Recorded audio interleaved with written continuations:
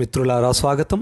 మీరు మా ఛానల్ని మొదటిసారి వీక్షిస్తున్నట్లయితే పైనున్న సబ్స్క్రైబ్ బటన్ని అలాగే ప్రక్కనున్న బెల్ బటన్ని ఎనేబుల్ చేయండి. శుభోదయం. మన మనస్సులో మనకేదైతే ఆలోచన, ఏదైతే మన ఇష్ట ప్రకారంగా మనం అనుకున్నట్లుగా ప్రవర్తించాలనుకుంటామో, అలాగే మాట్లాడాలనుకుంటామో, అలాగే చేయాలనుకుంటామో, అలా ఏ సందర్భంలోనైనా ఏ సిచ్యువేషన్లోనైనా ఎవరి ముందైనా మనం ఉండగలగడం నిర్మోహమాటం.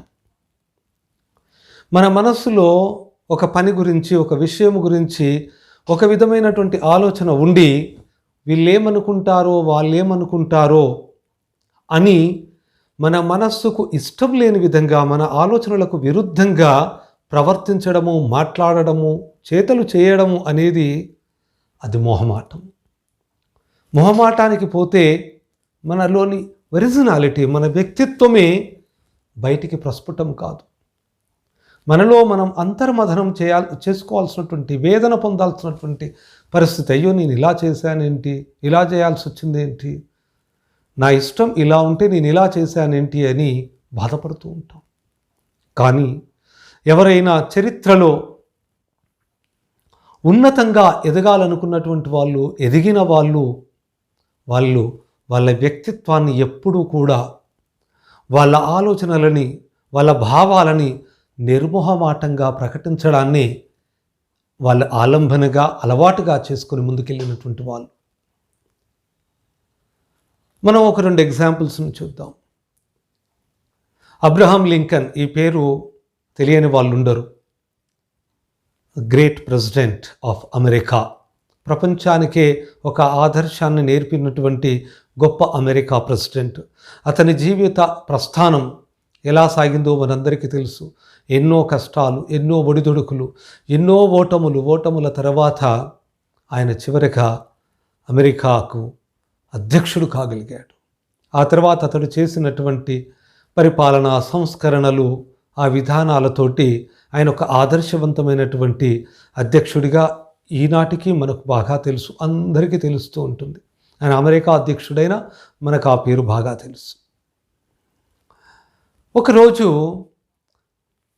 ఆయన నివాసానికి, ఆయనను కలవడానికి, ఆయన ప్రెసిడెంట్గా ఉన్న పీరియడ్లో ఒక సెనేటర్ అంటే ప్రెసిడెంట్తో కంపేర్ చేస్తే చాలా చిన్న స్థాయి. సెనేటరు ఈయనను కలవడానికి ఈయన నివాసానికి వచ్చారు. ఆయన చాలా ధనవంతుడు. ఎవరు? సెనేటర్. ఓకే, వచ్చాడు. అప్పుడు ఈ ప్రెసిడెంట్ గారు రెడీ అవుతున్నారు ఇంకా ఆఫీస్కి బయలుదేరడానికి. రాగానే ఆ సెనేటర్ని రండి కూర్చోండి అని నవ్వుతూ కూర్చోబెట్టి ఈయన అప్పటికి రెడీ అవుతూ ఉన్నారు. తన షూ తీసుకొని చక్కగా కూర్చొని ఆ పాలిష్ బ్రష్ తీసుకొని బ్రష్ చేస్తూ ఉన్నారు ఆ షూకి. అది చూసి సెనేటర్ షాక్ అయ్యాడు. ఏంటి, ప్రెసిడెంటు ఇంత స్థాయిలో ఉండి ఆయనే ఆ షూకి పాలిష్ చేసుకుంటున్నాడు ఏంటని ఒక ఇంత ఆశ్చర్యానికి గురయ్యి వెంటనే అడిగేశాడు, ఏంటి మీ షూ మీరే పాలిష్ చేసుకుంటారా అని. ఇప్పుడు అబ్రహాం లింకన్కి అర్థమైంది, ఓ ఇతడు చాలా ధనవంతుడు, ఇలా చేసుకోవడాన్ని చాలా చిన్నతనం అనుకుంటూ ఉన్నాడు. కానీ నాకు ఇది ఏమి చిన్నతనం కాదు, ఇది నాకు గౌరవమే, నాకు ఇష్టమైన పని అని తను మనసులో అనుకుని మనసులోనే నవ్వుకుంటూ అతనితో నిర్మోహమాటంగా చెప్తూ ఉన్నాడు ఎస్ అని. అంటే ఎంత గొప్ప విషయం చూడండి. ఒక ప్రెసిడెంట్ ఆఫ్ అమెరికా ఆ స్థాయిలో ఉండి తన షూ తనే పాలిష్ చేసుకోవడం, అది వ్యక్తిత్వం. ఆ వ్యక్తిత్వాన్ని తను నిర్మోహమాటంగా ప్రకటించడం, ఇది ఆ గొప్పతనం. వ్యక్తిత్వం ఉండడం వేరు, దాన్ని నిర్మోహమాటంగా ఎవరికైనా తెలుసుకుంటూ ఉన్నా నిర్మోహమాటంగా ప్రకటించడము వేరు. అది గొప్పతనం. అది విజయం సాధించినటువంటి వాళ్ళు విజయాన్ని సాధించడానికి ముందు నుంచే అలాంటి వ్యక్తిత్వము ద్వారా ఆ శిఖరాలను చేరుకొని, అందుకే ఈనాటికి మనకు తెలిసినటువంటి వాళ్ళయ్యారు. ఈనాటికి మనం గుర్తుపెట్టుకోవాల్సినటువంటి వాళ్ళుగా మిగిలిపోయారు. మరొక ఎగ్జాంపుల్ చెప్తాను. నెపోలియన్, ఈ పేరు వింటేనే ఒక గొప్ప చక్రవర్తి మనకు తెలుస్తాడు, వీరుడు తెలుస్తాడు, పోరాట యోధుడు తెలుస్తాడు. అతడు ఒక సైనికాధికారిగా సైన్యంలో అంచెలంచెలుగా కృషి చేస్తూ బాగా అతను ఒక కమిటెడ్గా సైనికుడిగా పోరాటాలు చేస్తూ విజయాలను సాధిస్తూ ఒక ఉన్నత స్థాయిని ఎదుగుతూ చివరికి చక్రవర్తి అవుతున్నాడు.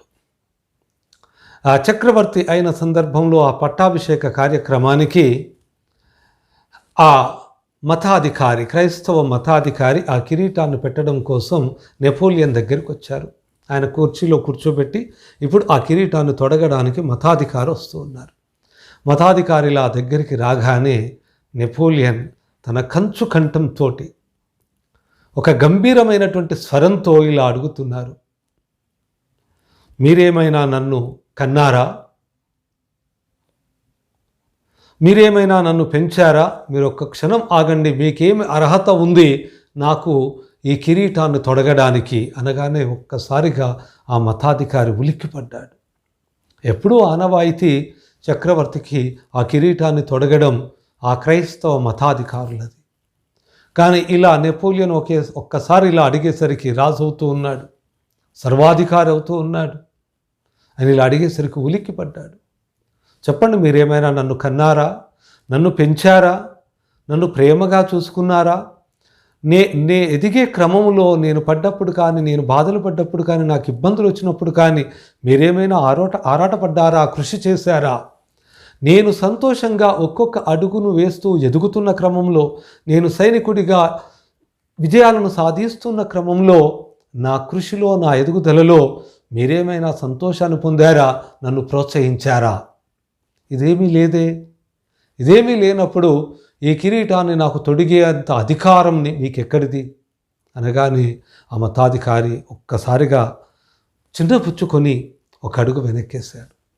చూడండి, తన మనసులో ఉన్నటువంటి భావాన్ని, లోపల ఏదైతే కోరుకుంటుందో, అంటే నేను ఇంతగా కష్టపడ్డాను, ఇంత ఎదిగాను, ఇలా నన్ను ఎవరైతే కన్నారో, ఎవరైతే పెంచారో, నేను కష్టపడ్డప్పుడు, బాధలు పడ్డప్పుడు నా వెంట ఆరాటపడుతూ వాటిని తీర్చడానికి ప్రయత్నం చేశారో, నేను ఎదుగుతూ ఉన్న క్రమంలో వాటిని చూస్తూ ఆనందపడ్డారో, అలాంటి వాళ్ళకే ఈ కిరీటాన్ని తొడిగే అధికారం ఉంది. అంటే అలాంటి వారెవరు? తల్లి. ఆ ముందు వరుసలో జనాలలో కూర్చున్నటువంటి తల్లిని చూపిస్తూ, ఆమె మా అమ్మ, నన్ను కని పెంచి నా కష్టాలను చూసి బాధపడి, నేను ఎదుగుతూ ఉన్నటువంటి క్రమాన్ని చూసి సంతోషపడి మురిసిపోయినటువంటి తల్లి, నా తల్లికే ఆ అధికారం ఉంది ఈ కిరీటాన్ని నాకు తొడగడానికి అని అందరి కరతాళ ధ్వనుల మధ్య ఆ తల్లి వచ్చి కిరీటాన్ని తొడిగి. చూడండి, ఇలా చెప్పడానికి మనకు ఎంత నిర్మోహమాటం అవసరం కదా.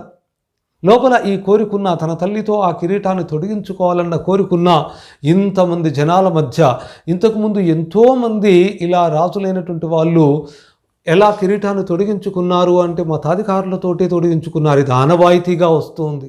అయినా సరే వాటిని ధిక్కరించి తన మనస్సు ఏమి చెప్పిందో, తన మనస్సు ఏమి కోరుకుంటుందో, ఎలా అయితే సంతోషపడుతుందో అలా సంతోషపడడానికి ఏమాత్రం వెనకాడకుండా, మొహమాట పడకుండా నిర్మోహమాటంగా చెప్పగలిగి తన ఆలోచనని, తన ఆశయాల్ని నిజం చేసుకోగలిగారు. చూడండి, గొప్పవాళ్ళు, చరిత్రలో నిలిచిపోయినటువంటి వాళ్ళు తమ ఆలోచనలకి తగ్గట్టుగా నిర్మోహమాటంగా ప్రవర్తిస్తూ ఉంటారు. ఉన్నది ఉన్నట్టుగా మాట్లాడేవాళ్ళు, నిర్మోహమాటంగా మాట్లాడేవాళ్ళు అంటే చాలా వరకు ఒక సామెత కూడా ఉంటుంది. నిర్మోహమాటంగా ముఖం మీదే మాట్లాడేటటువంటి వాడు బంధువులకు విరోధి అని.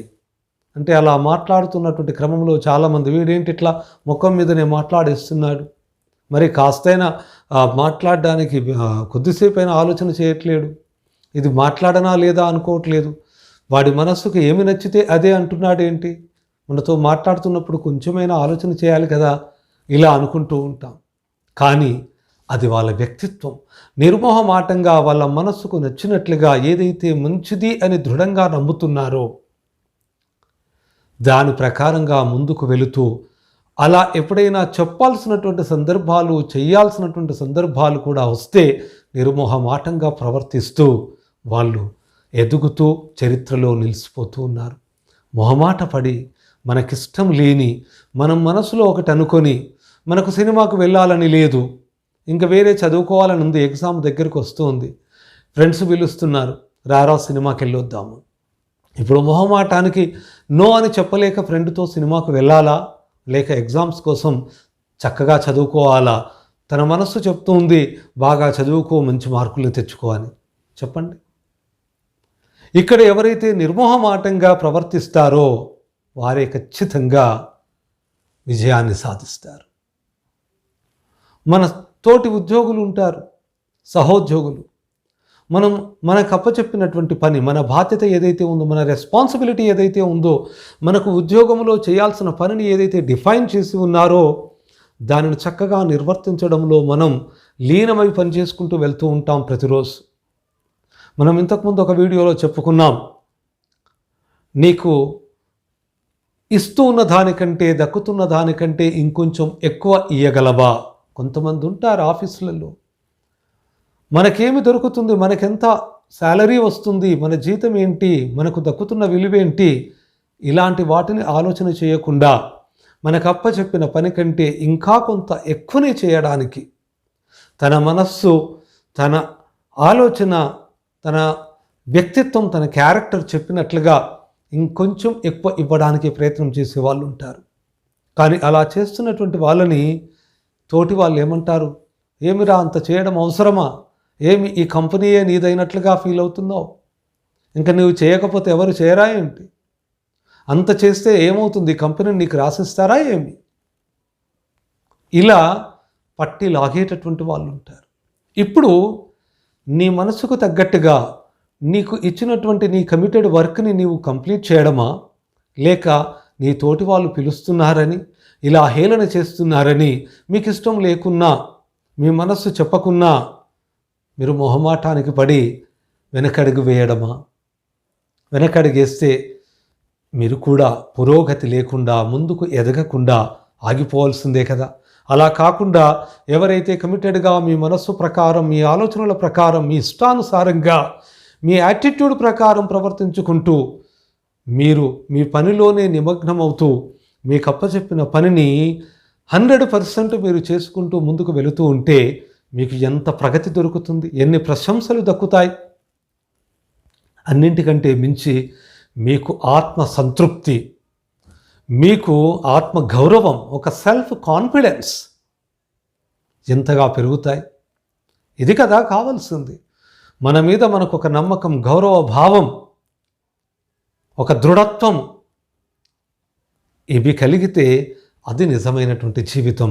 సో అలా మనం ఏ స్థాయిలో పని చేస్తున్నాం, ఏమి పని చేస్తున్నాం అన్నది కాదు, చేస్తున్నటువంటి పనిని సంపూర్ణంగా మన మనస్సుకు నచ్చినట్టుగా, ఎలాంటి మొహమాటం లేకుండా నిర్మోహమాటంగా ప్రవర్తించగలిగితే అది చరిత్రలో లిఖించబడడం. ఆలోచించండి. Thank you.